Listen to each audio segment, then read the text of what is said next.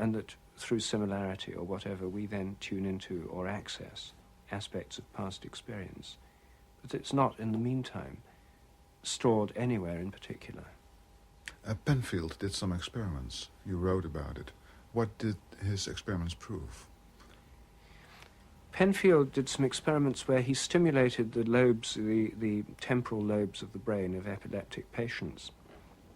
And he found that when he stimulated them electrically in certain places, they had vivid flashes of memory.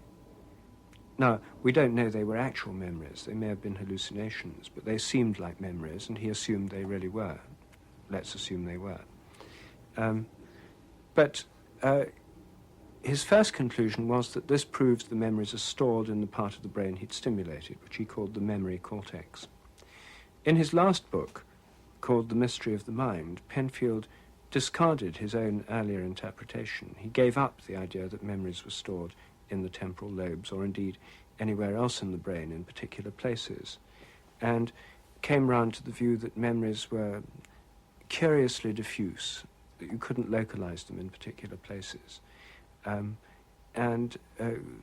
In fact, in his last book, Penfield became a dualist, a kind of Cartesian dualist. So he saw the mind interacting with the brain, and he no longer felt the need to have a brain location for every kind of mental function.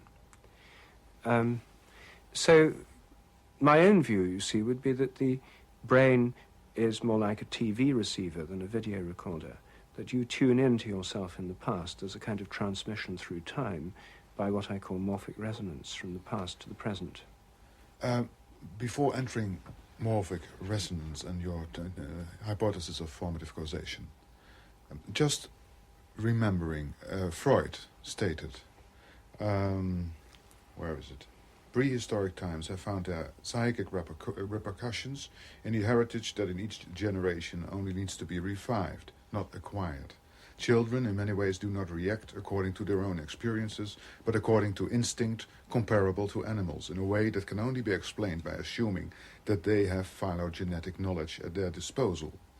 When I talk with Oliver Sacks, and he also writes about this, he is talking about pre-human memories that go back to the darkest corners of existence, and that providing his patients with images from the prehistoric and pre-human landscape.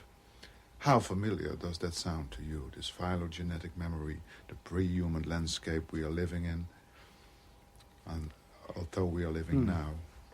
Well, it sounds entirely familiar to me. I think that we inherit a great deal of collective memory from our ancestors, and I think it goes back a long, long way.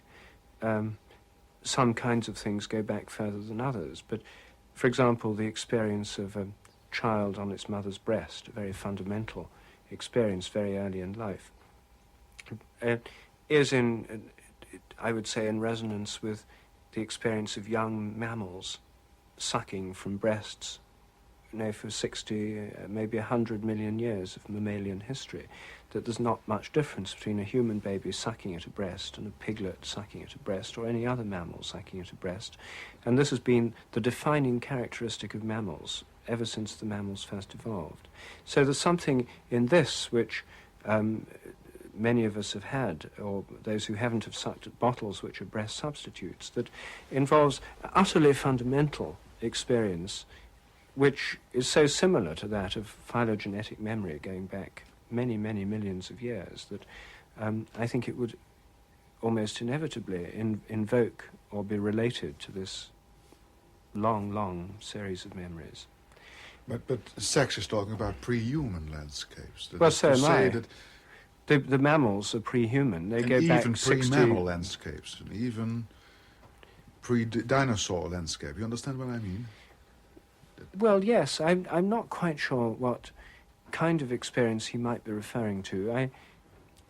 I think that for many people, psychedelic visions, for example, people who take psychedelics and see astonishing visionary states, often describe things that could be regarded as pre-human. The psychologist Stan Grof, who's studied the effects of LSD on many, many people, has collected the stories they've told, and he's been driven to the conclusion that this is a particularly effective way of evoking a kind of pre-human memories, which normally would be suppressed. Most of us would spend a lot of time suppressing these archaic memories. They wouldn't come out in ordinary everyday life. They might come out in dreams, but we might then forget them. But in certain unusual and altered states of consciousness, they may become clearer. But the vast majority of that memory is unconscious, just as the great majority of our own memory is unconscious. Most of us can't remember how we developed inside our mother's womb. Most of us can't remember almost anything that happened in the first few years of our lives. And if we can't remember even our own ordinary personal history, we're not likely to have very vivid memories of life as a trilobite many millions of years ago, or as a cell in the primeval slime. So I think that the kind of memory that's implicit through this evolutionary history is essentially a memory of unconscious habits. And you could say that the cells in our bodies participate in the unconscious habits of cells right back to the first cell, including the way that cells divide and many features of cellular organization and behavior.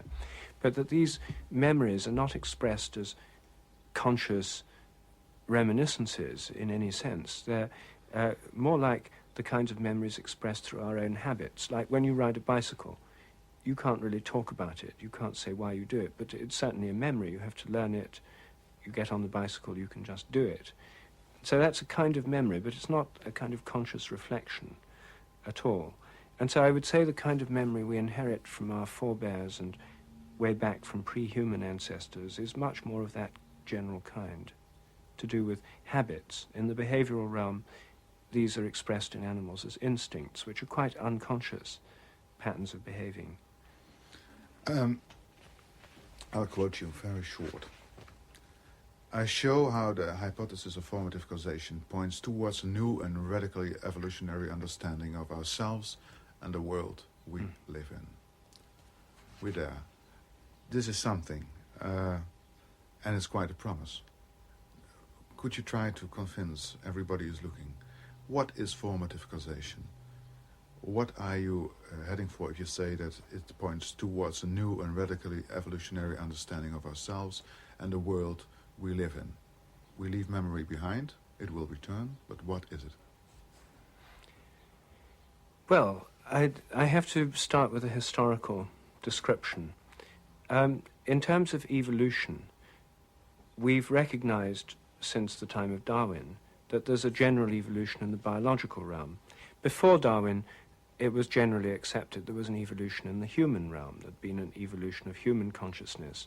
Hegel talked about this at the beginning of the 19th century, and in the 18th century, the progressive philosophers, the rationalists, and so on, were obsessed with the idea of human progress, the idea of a progress of society from barbarism to civilization and then to science, and so on.